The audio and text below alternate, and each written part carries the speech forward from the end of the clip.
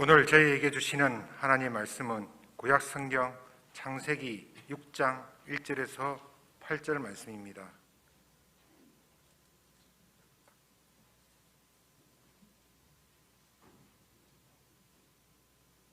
이제 들려주시는 계시의 말씀 속에서 하나님의 음성을 들으시기 바랍니다. 사람이 땅 위에 번성하기 시작할 때에 그들에게서 딸들이 나니 하나님의 아들들이 사람의 딸들의 아름다움을 보고 자기들이 좋아하는 모든 여자를 아내로 삼는지라. 여호와께서 이르시되 나의 영이 영원히 사람과 함께 하지 아니하리니 이는 그들이 육신이 됨이라. 그러나 그들의 날은 120년이 되리라 하시니라. 당시의 땅에는 네피림이 있었고 그 후에도 하나님의 아들들이 사람의 딸들에게로 들어와 자식을 낳았으니 그들은 용사라 고대의 명성 있는 사람들이었더라. 여호와께서 사람의 죄악이 세상에 가득함과 그의 마음으로 생각하는 모든 계획이 항상 악할 뿐임을 보시고 땅 위에 사람 지으셨음을 한탄하사 마음에 근심하시고 이르시되 내가 창조한 사람을 내가 지면에서 쓸어버리되 사람으로부터 가축과 기는 것과 공중의 새까지 그리하리니 이는 내가 그것들을 지었음을 한탄함이니라 하시니라. 그러나 노아는 여호와께 은혜를 입었더라. 아멘. 우리 사랑의 박수로 격려하겠습니다. 감사합니다. 네, 감사합니다. 추석 명절 연휴 잘 보내셨습니까? 지난 몇 년간 명절이 되어도 가족끼리도 잘 볼 수가 없었는데 오랜만에 참 마음 편하게 만날 수 있는 명절이 된 것 같습니다. 사랑의 만남과 교제가 있는 그런 행복하고 복된 남은 명절 기간이 되시기를 바랍니다.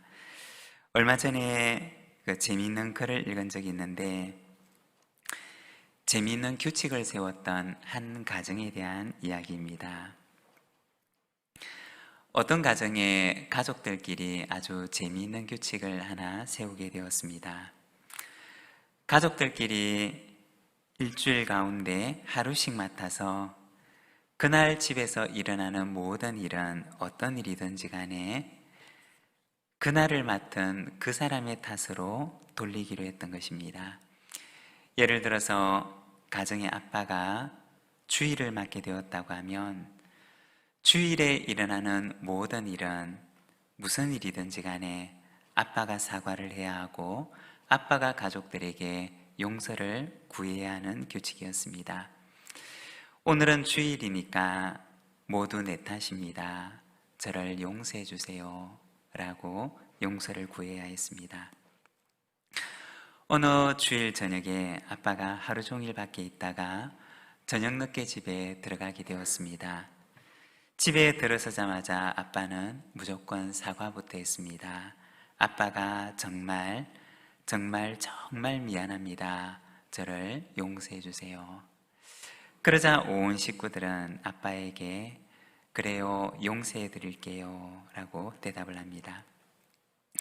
그리고 아빠는 자기가 무슨 잘못을 했는지 자신의 죄를 가족들에게 물어보았습니다. 그러자 가족들은 저마다 한 가지씩 그날 있었던 일들을 이야기했습니다. 어린 딸은 카페트에 매니큐어를 쏟았고 아내는 실수로 그릇을 깨뜨렸습니다. 그리고 아들은 냉장고 안에 있는 우유를 다 마시고 나서도 마트에서 사와서 채워넣지를 않은 것이었습니다. 주일은 아빠가 맡은 날이었기 때문에 딸이 카페트에 매니큐어를 쏟고 아내가 실수로 그릇을 깨뜨리고 아들이 냉장고에 우유를 채워놓지 않아서 그날은 아빠가 모든 가족들에게 그날 있었던 일들을 사과했습니다. 정말 미안해. 그리고 온 가족들은 그날 집에서 일어난 모든 잘못과 실수에 대해서 너그러운 마음을 가지고 아빠를 용서해 주었습니다. 어느 가족에 재미있는 규칙에 대한 이야기입니다. 딸이 매니큐어를 쏟아서 아빠가 미안하고, 아들이 냉장고에 우유를 채워놓지 않아서 아빠가 미안하고, 아내가 그릇을 깨뜨려서 남편이 미안합니다.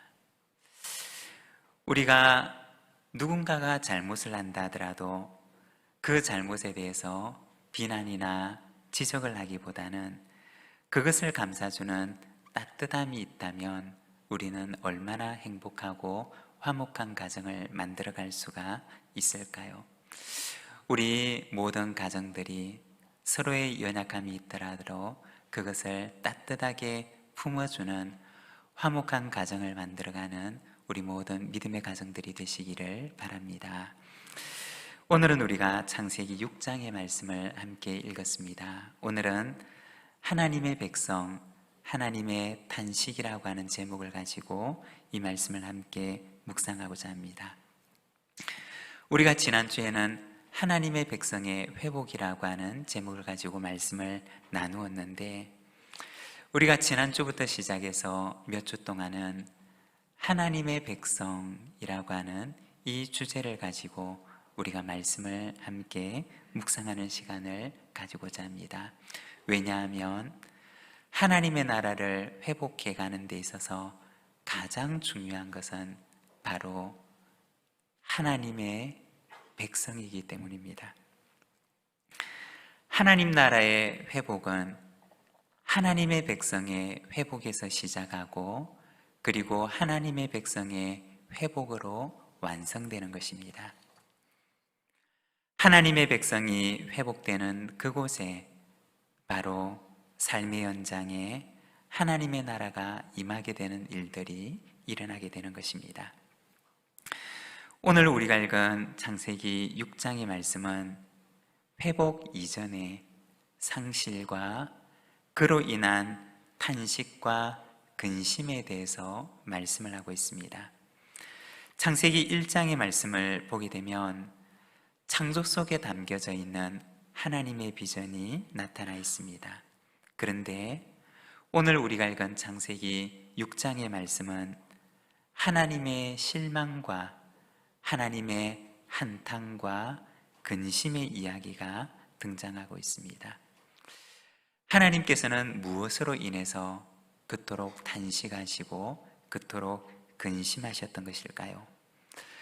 오늘은 우리가 본문 말씀을 통해서 세 가지의 상실에 대해서 말씀을 함께 나누고자 합니다. 하나님의 백성들에게 상실된 세 가지로 인해서 한탄하시고 근심하시는 하나님의 모습을 보여주는 것입니다. 먼저 첫 번째는 하나님의 형상을 상실한 사람 때문이었습니다. 1절의 말씀을 보게 되면 사람이 땅 위에 번성하기 시작할 때 그들에게서 딸들이 나니 라고 말씀을 합니다. 여기 이 말씀에 보면 사람의 번성함에 대해서 이야기를 합니다. 이 번성하다라고 하는 말은 창세기 1장 28절의 말씀에 나타나는데, 그 말씀을 보게 되면 하나님이 그들에게 복을 주시며 하나님이 그들에게 이르시되 생육하고 번성하여 땅에 충만하라, 땅을 정복하라, 바다의 물고기와 하늘의 새와 땅에 움직이는 모든 생물을 다스리라 하시니라. 하나님께서 사람에게 주셨던 그 처음의 복에 대해서 말씀을 하십니다. 여기 보면 생육하고 번성하며 땅에 충만할 것을 말씀하시는데, 이 생육하다라고 하는 말은 그 말의 뜻이 열매를 맺다, 번식하다라고 하는 의미입니다. 그리고 번성하다라고 하는 말은 많아지다라는 의미입니다. 그리고 충만하다라고 하는 것은 꽉 차다, 가득 채우다라는 의미를 가지고 있습니다. 사람을 지으신 하나님의 비전은 마치 건강한 나무가 그 나무 위에 열매를 가득 맺는 것처럼 사람이 생육하고 번성해서 하나님을 닮은 사람이 많아져 이 땅을 가득 채우도록 충만한 것, 그것이 바로 사람을 지으실 때 하나님의 마음속에 있었던 하나님의 비전이었던 것입니다. 오늘 우리가 읽고 있는 이 창세기 6장의 말씀은 사람이 땅 위에 번성하기 시작할 때라고 이야기를 하고 있는데, 이것은 창세기 1장에 나와 있는 생육과 번성과 충만의 복이 사람들 가운데 이루어지고 있음을 보여주는 것입니다. 그러나 이 사람의 번성함은 하나님의 기쁨이 되지 못하고 하나님의 탄식과 하나님의 근심이 되었음을 보여줍니다. 6절의 말씀을 보면 땅 위에 사람 지으셨음을 한탄하사 근심하셨다고 말씀을 하십니다. 사람은 그 수가 많아지고 번성하였지만, 그러나 하나님의 비전을 품은, 하나님의 비전을 이루어갈 하나님의 형상을 가진 사람은 땅 위에서 사라지고 있었던 것입니다. 지난 주일 말씀을 나누면서 진화론적인 세계관과 기독교적인 세계관에 대해서 잠깐 언급을 하였습니다. 기독교적인 세계관에서는 사람이라고 하는 존재를 아주 특별한 존재라고 말씀을 합니다. 진화론적인 세계관에서 이야기하는 인간은 특별함보다는 보편적인 존재로 이야기를 하지만, 그러나 성경에서 이야기하고 있는 인간이라고 하는 존재는 다른 피조물들과는 다른 특별함을 지닌 존재라고 말씀을 하십니다. 시편 8편에 보면 다윗은 사람을 특별한 존재로 지으신 하나님을 찬송하는데, 말씀에 보면 이렇게 말씀을 합니다. 주의 손가락으로 만드신 주의 하늘과 주께서 베풀어 두신 달과 별들을 내가 보오니, 사람이 무엇이기에 주께서 그를 생각하시며 인자가 무엇이기에 주께서 그를 돌보시나이까. 그를 하나님보다 조금 못하게 하시고 영화와 존귀로 관을 씌우셨나이다. 이 시편 8편의 말씀을 보게 되면 다윗은 하나님을 찬송하는데, 많은 피조물들 가운데 특별히 사람에게 그가 도대체 무엇이기에 하나님께서는 그에게 영화와 존귀의 관을 씌워주십니까? 라고 찬양합니다. 성경은 하나님께서 우리 사람을 지으실 때 특별한 존재로 지으셨다고 말씀을 하십니다. 다른 피조물들은 하나님께서 말씀으로 지으셨지만, 그러나 특별히 사람을 지으실 때는 하나님께서 손수 그를 빚으시고 거기에 하나님의 형상을 부여하시며 코에 하나님의 생기를 불어넣어서 그를 살아있는 영이 되게 하셨다라고 말씀을 하십니다. 예전에 참 많이 불렀던 찬양 가운데 흙으로 사람을 지어사라고 하는 찬양이 있습니다. 그 가사를 보게 되면 흙으로 사람을 지어사 그 코에 생기를 불어넣으신 주 하나님, 우리 위에 아들을 세상에 보내신 사랑의 주 하나님을 사랑해. 나는 하나님 형상 지음 받은 몸이니 이 몸을 주께 바치리. 항상 내 생활 속에 주를 부인하지 않으며 내 주를 섬기렵니다.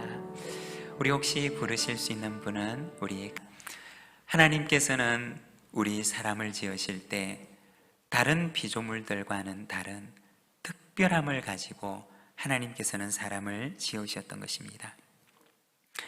하나님의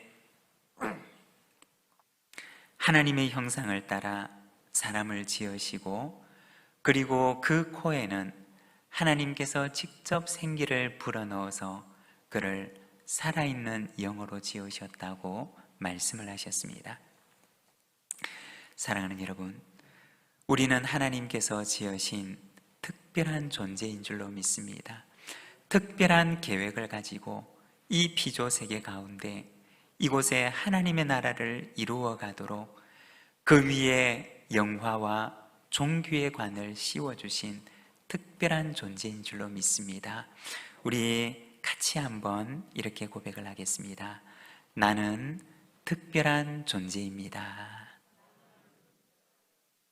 우리 다시 한번 이렇게 하겠습니다. 나는 영화와 존귀의 관을 쓴 특별한 존재입니다. 나는 영화와 존귀의 관을 쓴 특별한 존재입니다. 예, 여러분, 그렇습니다. 하나님께서는 사람을 지으실 때 다른 피조물과는 다른 특별함을 그에게 부여하셨다는 것입니다. 하나님의 형상을 부여하셨고 하나님을 꼭 닮은 존재로 지으셨으며 또한 뿐만 아니라 그 코에는 하나님께서 직접 생기를 불어넣어서 그를 살아있는 영으로 지으셨다고 말씀을 하십니다.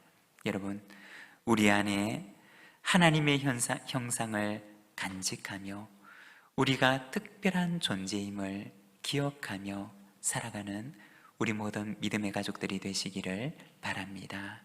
그리고 두 번째는 사명을 상실한 사람입니다. 하나님께서 탄식하시고 근심하셨던 이유는 그가 사명을 상실한 사람이 되었기 때문이었습니다. 6절의 말씀을 보면 땅 위에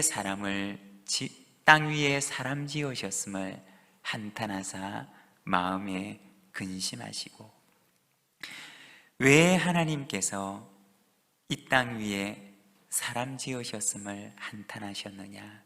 그것은 그가 하나님께서 주신 사명을 잃어버린 존재가 되었기 때문이었습니다. 사람의 특별함이라고 하는 것은 그의 독단성을 말하는 것이 아닙니다. 그를 특별하게 지으셨다고 하는 것은 그가 자기만 아는 이기적이고 독단적인 존재로 살아가라고 지으신 것이 아니라는 것입니다. 하나님께서 그에게 특별함을 주셨던 이유는 하나님께서 그에게 맡기실 특별한 사명이 있었기 때문이었습니다. 그에게 특별한 임무를 맡기시려고 하나님께서는 그를 특별한 존재로 지으셨다는 것입니다. 예전에 우리가 사명에 대해서 말씀을 나누었던 적이 있는데, 사명이라고 하는 말은 영어로는 미션이라고 하는 단어입니다. 그런데 이 미션이라고 하는 단어는 라틴어의 미시오라고 하는 단어에서 온 말인데, 이 말의 뜻은 보내다 라고 하는 뜻을 지닌 말입니다. 우리가 누군가를 보내게 될 때는 그에게 특별한 임무를 주어서 보냅니다. 우리가 아이들에게 심부름을 시킬 때도 그 아이가 무엇을 해야 하는지 그에게 분명한 임무를 부여해 줍니다. 하나님께서 사람을 지으실 때도, 그리고 그 지어진 사람을 이 땅 위에 두셨을 때도 하나님께서는 아무런 임무도 주지 않고 아무런 사명도 주지 않고 그냥 가서 마음대로 살다 와라, 그렇게 보내신 것이 아니라는 것입니다. 하나님께서는 사람을 지으시고 이 세상에 보내셨을 때도 그에게 임무를 주신다는 것입니다.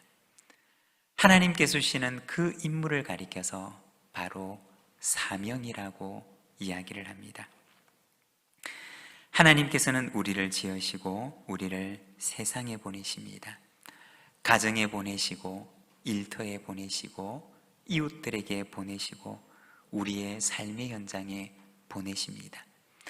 보내시면서 아무런 의미 없이 보내시는 것이 아니라 보내실 때에는 분명히 보내시는 이유가 있고 그리고 우리에게 맡기시는 사명이 있는 것입니다. 하나님께서 사람에게 어떤 사명을 주셨느냐? 바로 청지기의 사명을 주셨습니다. 하나님께서는 우리를 이 세상에 보내실 때 이 세상의 주인으로 보내신 것이 아니라는 것입니다. 우리를 청지기로 보내시고 하나님의 집인 이 세상에서 우리의 삶의 현장에서 살아가면서 이 청지기의 직분을 감당하며 이곳에 하나님의 나라가 이루어지도록 그 하나님의 집을 잘 돌보는 사명을 우리에게 부탁하셨다는 것입니다. 여러분, 우리가 창조주 하나님을 알게 될 때, 하나님의 창조주 되심을 알게 될 때, 우리는 비로소 우리가 청지기라고 하는 사실을 깨닫게 됩니다. 하나님의 창조주 되심을 알지 못하는 사람은 자기가 청지기라고 하는 사실을 알 수가 없습니다. 왜냐하면 이 세상의 주인이 되신 하나님을 알지 못하기 때문입니다. 그러나 하나님의 창조주 되심을 아는 사람은 우리가 그 창조주의 집을 맡은 청지기라고 하는 사실을 알게 되는 것입니다. 여러분, 하나님께서는 우리를 하나님의 집인 우리의 삶의 현장에 보내십니다. 오늘 우리가 살아가는 우리의 삶의 현장은 바로 하나님께서 우리에게 맡기신 하나님의 집이라는 것입니다. 그리고 그곳에서 하나님의 청지기가 되어 살아라고 우리에게 말씀하십니다. 여러분, 하나님께서 보내신 삶의 현장에서 청지기의 사명을 잘 감당하는 하나님의 백성들이 되시기를 바랍니다. 바로 그곳에 하나님의 나라가 이루어지는 역사를 우리가 보게 될 것입니다. 그리고 세 번째는 샬롬을 상실한 사람입니다. 하나님께서 한탄하시고 근심하셨던 이유는 바로 그들이 샬롬을 상실한 사람이 되었기 때문이었습니다. 우리가 샬롬이라고 하는 말을 사용할 때는 흔히 평화라는 의미를 가지고 사용을 합니다. 그러나 이 말의 더 근원적인 의미 속에는 온전하다라고 하는 뜻을 가지고 있습니다. 깨어지지 않은 온전함, 그것이 바로 샬롬이라는 것입니다. 이러한 의미 속에서 깨어지지 않은 온전함이라고 하는 의미 속에서 완전한 평화, 샬롬이라고 하는 의미가 나오게 되는 것입니다. 창세기 6장의 말씀은 처음에 온전함이 깨어진 샬롬의 상실을 보여주고 있습니다. 처음에 그 아름다웠던 모습을 상실하고 하나님께서 주셨던 그 첫 사명을 잃어버리고 그리고 첫 샬롬이 깨어져 버린 사람들의 모습을 보여주는 것입니다. 2절의 말씀을 보게 되면 하나님의 아들들이 사람의 딸들의 아름다움을 보고 자기들이 좋아하는 모든 여자를 아내로 삼는지라고 말씀을 합니다. 내려가서 4절의 말씀을 보게 되면 네피림이라고 하는 존재에 대해서 이야기를 하는데, 우리가 성경을 보게 되면 이 네피림이라고 하는 말 앞에 작은 번호가 붙어 있는데, 그 번호를 따라가서 내려가 보면 이 말을 다른 말로 번역을 해 놓았는데 장부라고 하는 말로 번역을 해 놓았습니다. 네피림은 어떤 존재냐? 그 당시에 키골이 장대한 장부 혹은 장수와 같은 사람을 가리키는 말이었습니다. 또한 힘과 권력을 지닌 권력자를 가리키는 말이기도 했습니다. 그들은 자신들이 가지고 있는 그 힘과 권력을 자신들의 것이라고 생각을 했던 것입니다. 하나님께서 그것을 그들에게 맡기신 것이 아니라 자신의 청지기됨을 그들은 잊어버렸고 마치 자신이 그 힘의 주인인 양 자신의 욕망을 위해서 사용을 했던 것입니다. 그리고 그 폭력적인 사회의 일면을 오늘 말씀에서는 보여주는데, 사람의 딸들의 아름다움을 보고 그들은 자기들이 좋아하는 모든 여자를 아내로 삼았다고 말씀을 하고 있습니다. 힘과 권력이 잘못 사용되어지는 폭력의 사회, 욕망이 주인이 되어버린 사회를 보여주는 것입니다.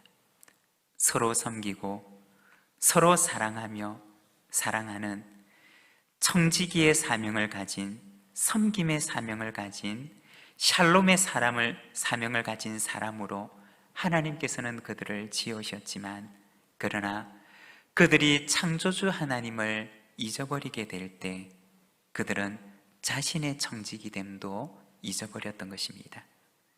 그리고 그들이 살아가는 세상에서 마치 그들이 모든 것의 주인인 양 폭력으로 살아가는 세상을 만들어 놓고 말았던 것입니다.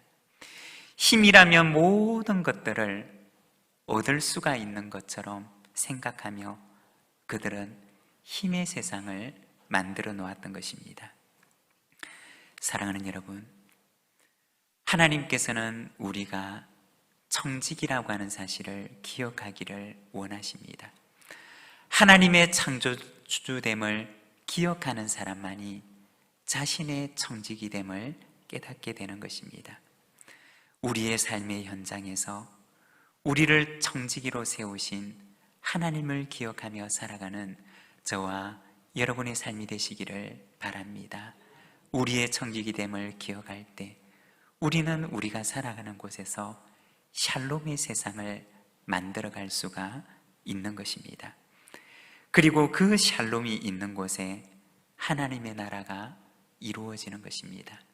여러분, 우리의 가정에 샬롬이 있기를 원합니다. 우리의 일터에 샬롬이 있기를 원합니다. 내가 살아가는 나의 삶의 현장에, 내가 있는 곳이 어디이든 그곳에서 샬롬을 만드는 자로 살아가시기를 바랍니다. 하나님의 창조주됨을 아는 사람만이 우리가 있는 곳에서 청지기가 되어 샬롬을 만들어갈 수가 있습니다. 샬롬을 만들어가는 샬롬의 능력을 지닌 하나님의 백성으로 살아가시기를 바랍니다. 그러나 오늘 말씀에 보면 하나님의 형상을 상실하고 사명을 잃어버리고 그리고 샬롬을 상실하였지만, 그러나 8절의 말씀을 보게 되면 그럼에도 불구하고 하나님의 언약의 태양은 여전히 타락한 피조 세계를 비추고 있음을 보여주고 있습니다. 8절의 말씀을 우리가 함께 읽겠습니다. 그러나 노아는 여호와께 은혜를 입었더라. 아멘. 하나님의 형상을 잃어버리고 사명을 잃어버리고 샬롬의 능력을 잃어버렸지만, 그러나 하나님의 은혜의 해는 노아라고 하는 한 연약한 사람을 비추며 그들에게 새로운 일을 시작하시는 바로 하나님의 은혜의 태양이 비치고 있었던 것입니다. 여러분, 죄의 먹구름이 아무리 짙게 드리워도 하나님의 은혜의 해는 여전히 우리를 둘러 비추고 계심을 믿습니다. 바로 그 하나님의 은혜의 해가 하나님의 백성을 회복케 하는 것입니다. 로마서 8장 19절에서 21절 말씀을 보게 되면, 피조물이 고대하는 바는 하나님의 아들들이 나타나는 것이니 피조물이 허무한 데 굴복하는 것은 자기 뜻이 아니요 오직 굴복하게 하시는 이로 말미암음이라. 그 바라는 것은 피조물도 썩어짐의 종로로 한 데서 해방되어 하나님의 자녀들의 영광의 자유에 이르는 것이라. 로마서 8장 말씀을 보게 되면 피조물들의 탄식을 보여줍니다. 그런데 그 피조물들이 기다리고 있는 회복의 날, 영광의 날에 대해서 말씀을 하는데, 그날은 바로 하나님의 자녀들이 회복되는 날임을 말씀을 하십니다. 우리 안에 하나님의 형상이 회복되고 우리 안에 청지기의 사명이 회복되며 우리 안에 샬롬의 능력을 회복할 때 하나님의 백성이 회복되는 그곳에 하나님의 나라가 이루어지게 됨을 말씀하십니다. 오늘도 온 피조 세계가 하나님의 백성의 회복을 기다리고 있습니다. 오늘도 우리의 심령 가운데 하나님의 형상과 사명과 샬롬을 회복하며 우리가 살아가는 곳에 하나님의 나라를 만들어가는 거룩한 하나님의 백성으로 살아가시기를 바랍니다. 오늘 우리에게 주신 말씀을 생각하며 우리가 함께 기도하기를 원합니다. 모든 피조 세계가 하나님의 백성의 회복을 기다립니다. 하나님의 자녀들의 회복을 기다립니다. 우리 안에 잃어버린 것들을 회복해 하셔서 우리 속에 하나님의 백성의 회복됨이 일어나게 하여 주시옵소서. 우리 함께 기도하며 나가겠습니다.